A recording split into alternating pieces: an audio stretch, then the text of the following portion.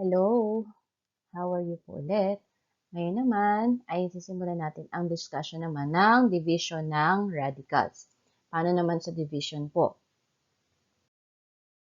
So, kung meron po tayong nth root of A over nth root of B, it will just be equivalent to the nth root of A over B. So, that means, i-divide lang po natin yung ating radicands. So, meron po tayong iba't ibang cases dito. So, panoorin po natin maigi kung ano po yung paraan ng pag-divide po ng ating mga radical expressions. So, simulan po natin doon sa mga divisible.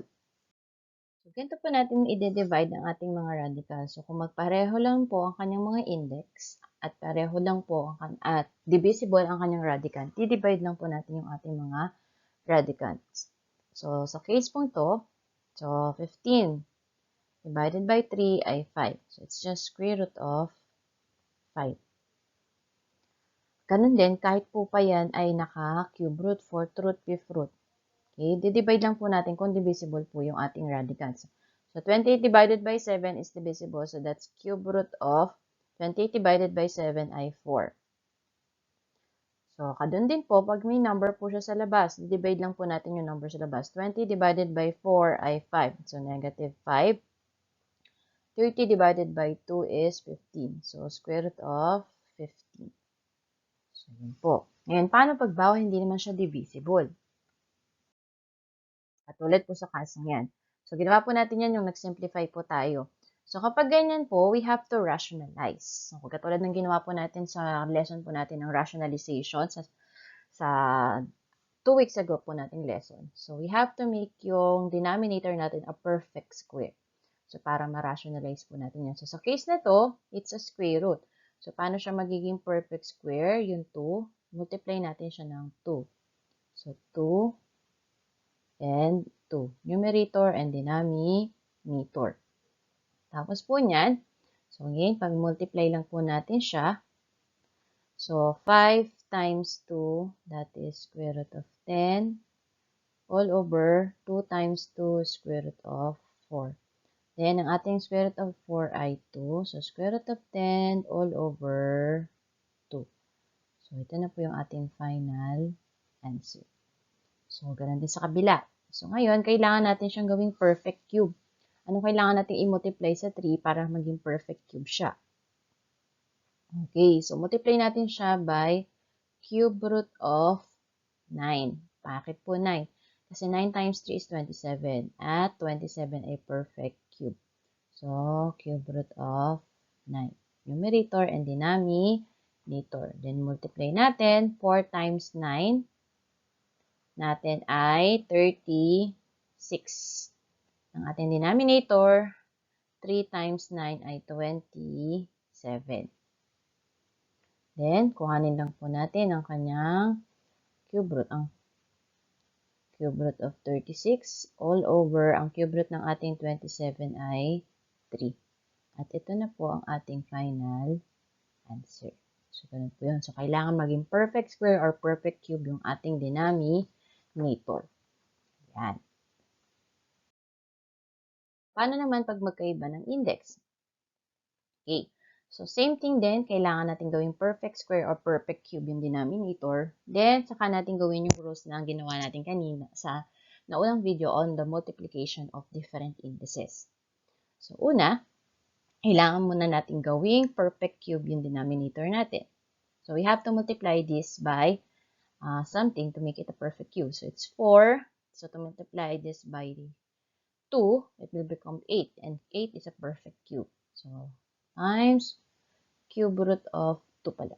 Cube root of 2.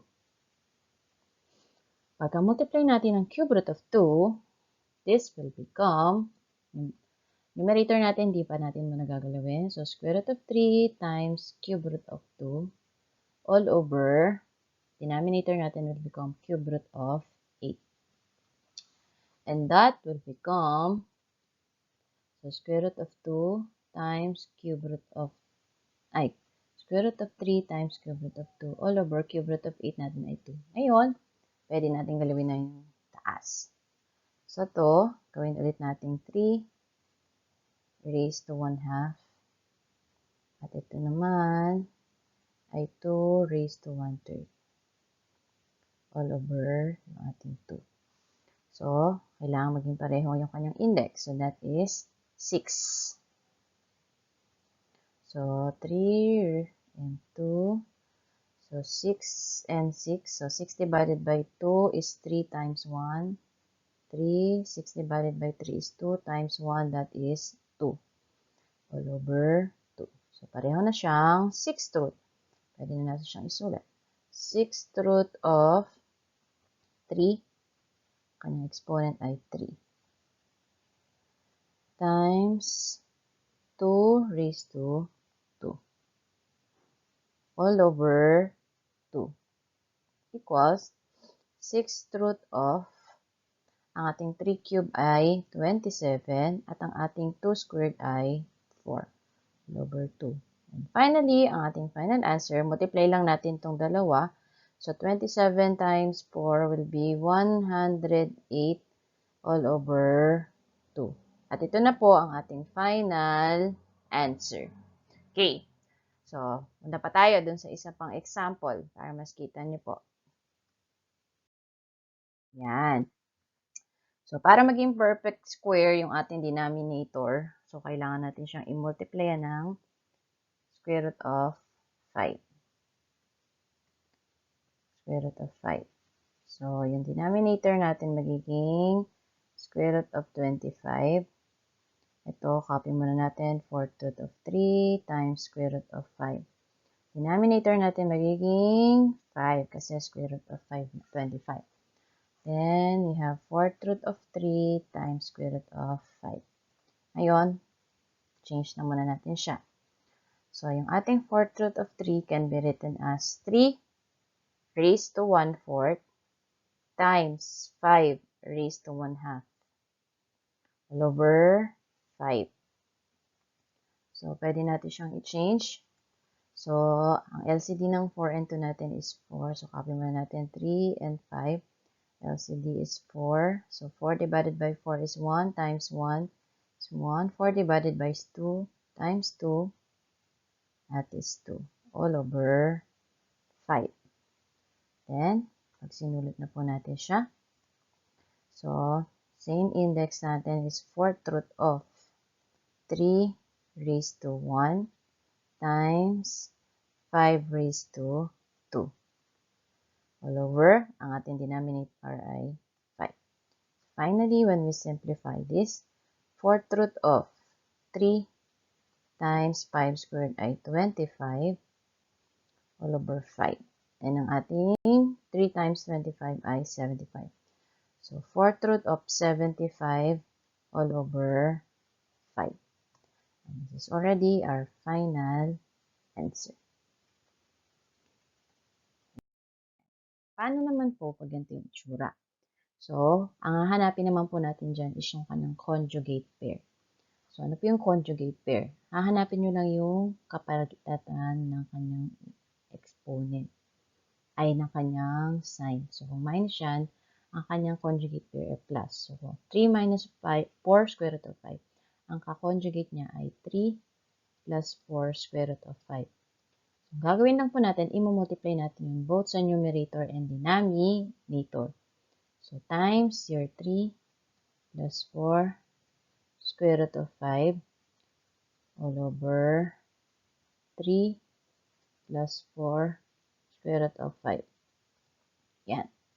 So, sa numerator, magiging kung mapapansin nyo, grade 8 kayo, ang tawag natin dyan is sum and difference, which will result into difference of two squares.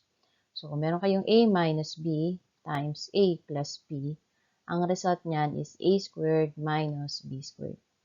So, ang gagawin natin, a squared lang natin yung first term at yung second term.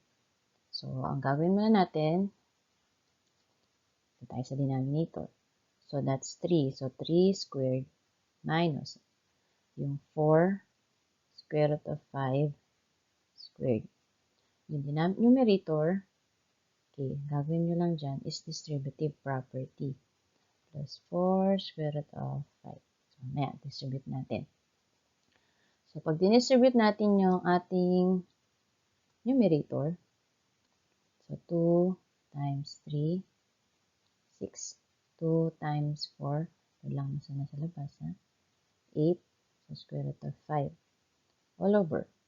Denominator, 3 times 3, 9. So, itong isa, 4 times 4 is 16. Makakancel nyo lang itong radical sign.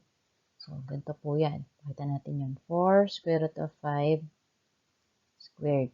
Nangyari po dyan, 4 squared times yung square root of 5 squared. And 5 squared is 25. Pag in-squared mo yan, cancel mo lang yun. So, 16 times 5, 80. So, yun po yun. So, kaya minus 80. Then, simplify lang po natin. Yung numerator, hindi na natin masimplify. So, 6 plus 8 square root of 5 all over 9 minus 80 is negative 71. And this is already the final answer. Yan. Sa pa-example, para mas makita nyo. So, yan. So, ano naman ang kanyang conjugate pair? So, plus yan. So, ang conjugate pair niya, square root of 6 minus 2 square root of 3. Multiply natin yan sa numerator and denominator. So, square root of 6 minus 2 square root of 3 all over square root of 6 minus 2 square root of 3. Yan. So, pag multiply natin yung sa ilalim,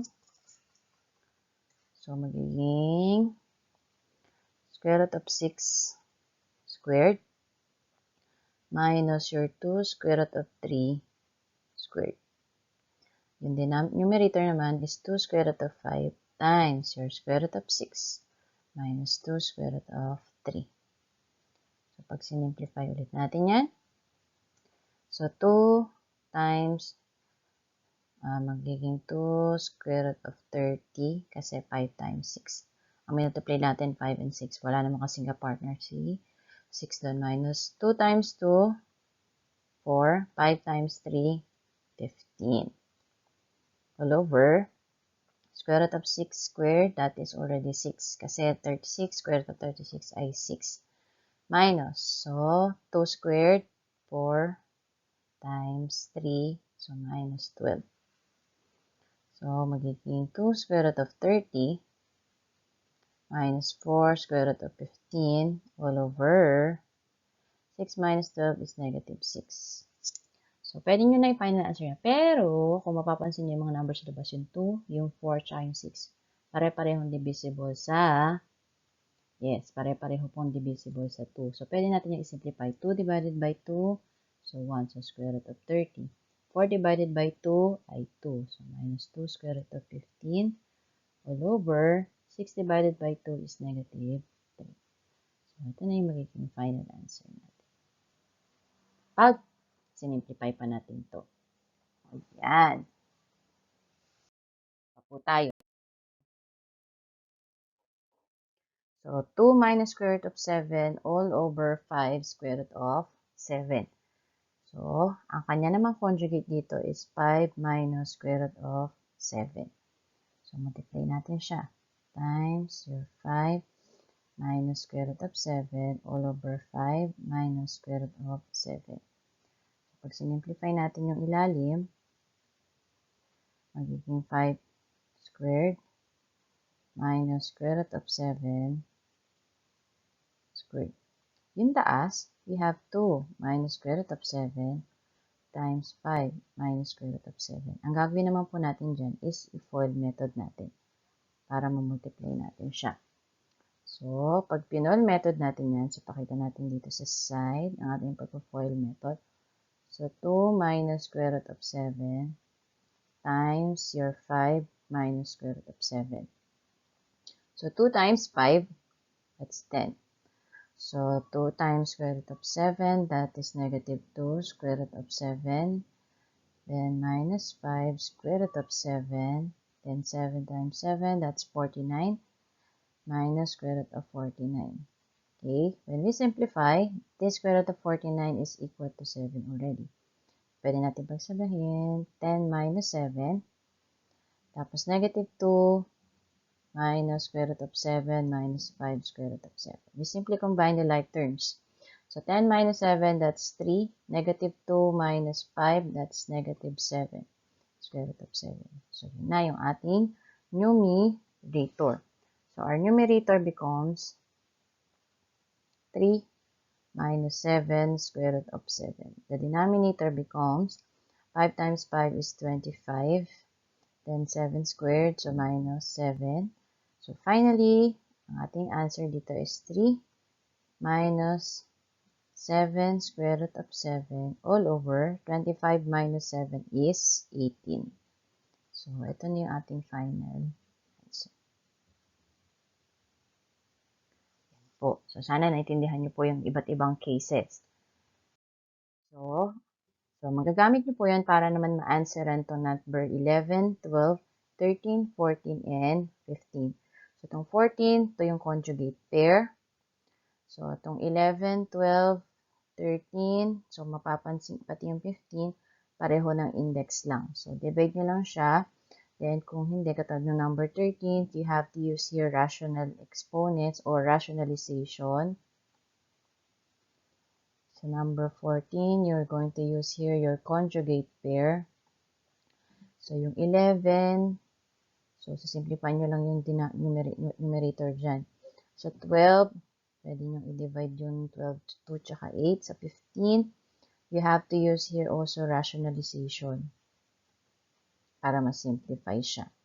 Okay, so sana po natuto po kayo ngayon sa division ng ating radicals at masagutan nyo lahat ng ating learning tasks at activities. Yun lamang po, hanggang sa susunod po uling linggo.